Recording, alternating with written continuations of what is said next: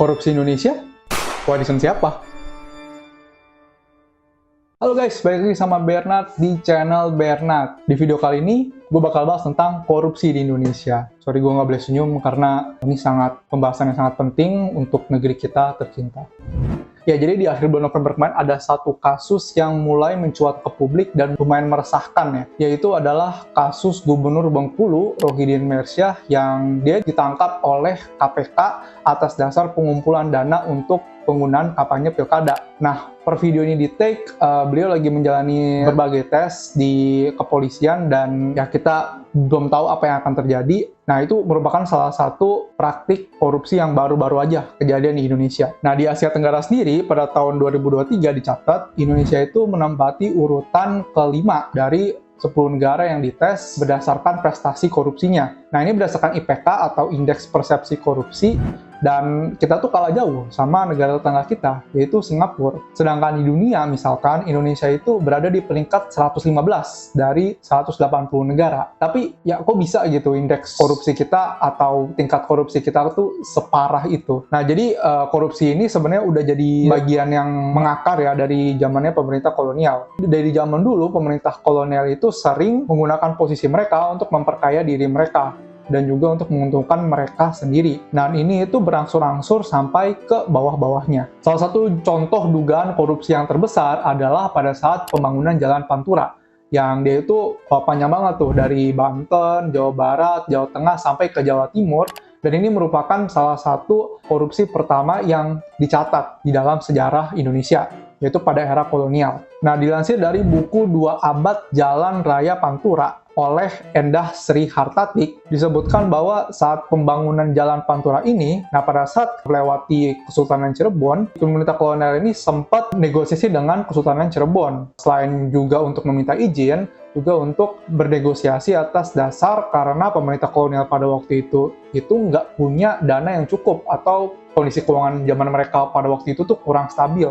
jadi nggak bisa bayar upah para pekerja. Nah, sebagai gantinya Daniels itu ngumpulin bupati dan dikasih perjanjian tuh kalau para pekerja ini bakal dibayar sekitar 10 sen, terus 1 beras sama 1 garam setiap minggunya. Nah, tapi pada praktiknya ternyata tuh 10 sen garam sama beras itu nggak ada yang sampai ke tangan para pekerja ini. Dan para pekerja ini bilangnya itu adalah kerja rodik atau kerja paksa karena memang tidak dibayar. Pada kenyataannya atau secara tertulis memang harusnya mereka dibayar gitu. Jadi sebenarnya bupatinya berarti yang korupsi dong, yang pada waktu itu notabene memang orang-orang pribumi. Nah, ya, jadi mungkin ini udah merupakan suatu bagian dari budaya-budaya yang udah mulai mengakar di Indonesia dari zaman dulu ya. Nah, jadi mungkin ini nggak sebatas sama pribumi doang, tapi juga ras-ras lainnya. Ya kalau memang sifat dasarnya sudah materialistik, ya pasti bakal korup gitu loh. Kalau memang sifat dasarnya nggak mementingkan kepentingan atau posisi yang dia gunakan pada saat itu untuk mensejahterakan rakyatnya, ya pasti ada potensi untuk korupsi. Nah, bahkan sampai sekarang pun juga, misal KPK yang harusnya menangkap itu pun bisa disuap. Bahkan polisi pun ikut-ikutan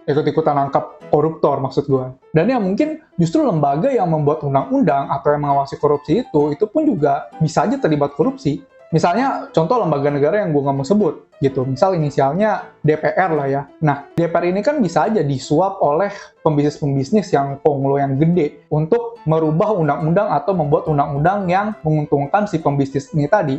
Nah, itu kan ujung-ujungnya ya sama aja kayak tindak kecurangan, tapi bukan korupsi gitu, karena korupsi yang sebenarnya itu kan yang harusnya tuh tercatat ada berapa uang yang masuk atau gimana. Tapi kan kalau kita lihat dari segi aturan, ya itu memang kecurangan, tapi nggak bisa dideteksi sepenuhnya oleh KPK tadi. Ya banyak yang bilang juga kalau korupsi di Indonesia ini lumayan tambah parah setelah adanya pemerintahan Jokowi. Dan gue berharap banget untuk pemerintahan Prabowo ini mungkin nggak ada lagi korupsi yang separah pemerintahan Jokowi. Karena memang pada pemerintahan Jokowi, korupsi itu ternyata sampai ke jajaran-jajaran bawahnya. Kayak misal kasus Juliari Batubara pada zamannya COVID-19 kemarin terkait dengan bantuan dana sosial, itu benar-benar melibatkannya itu nggak main-main gitu dari segi teknisnya. Jadi sampai dari penyedia barang, sampai ada oknum staf menterinya itu ternyata juga terlibat sama kasus korupsi dan ya diperiksa. Nah, ini kan bisa terjadi gara-gara di satu lembaga nih. Misal si A nih di satu lembaga, dan si A ini baru masuk. Terus ada seniornya yang dia ditawari korupsi lah. Dan kemudian dia menawari si A ini yang baru masuk untuk ikutan korupsi juga.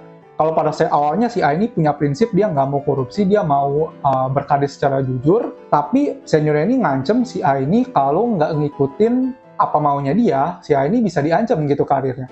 Dan ini kan sebenarnya yang berbahaya banget. Jadi awalnya nggak mau, jadi mau karena paksaan. Jadi ya, mau nggak mau bawah-bawahannya juga ikut-ikutan korupsi gitu loh. Dan ini kan mirip banget sama implikasi edukasi kita ya, masih menjunjung tinggi ya semacam senioritas. Kayak misal dari SMA, lu yang siswa baru, itu lu harus ngikutin kata seniornya. Kalau enggak ya, lu kita bully. Jadi sebenarnya memang bukan cuman di praktiknya pemerintahan doang yang bermasalah, tapi dari sistem sebelum kita masuk ke pemerintahan atau sistem edukasinya, bahkan pada sistem yang kita harusnya belajar untuk lebih baik, itu malah justru ada benih-benih di mana korupsi itu diperbolehkan. Itu baru contoh untuk ospek tadi.